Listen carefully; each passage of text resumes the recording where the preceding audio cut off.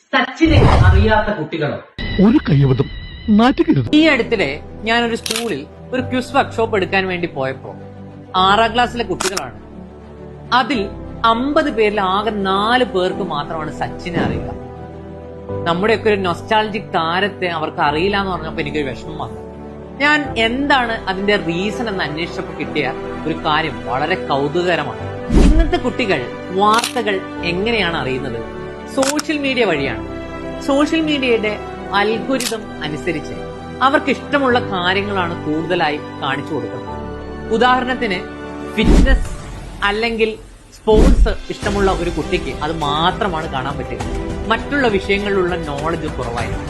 ഇതാണ് ഇവിടെ സംഭവിച്ചത്. ഇതാണ് സോഷ്യൽ മീഡിയയുടെ പ്രധാന പ്രശ്നം.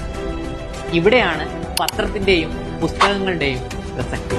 ഇതിനോട് നിങ്ങൾ യോജിക്കുന്നുണ്ടോ? ഇന്ന് ലോക പുസ്തക ദിനം. അറിവും വായനയും ലഹരിയായി മാറട്ടെ.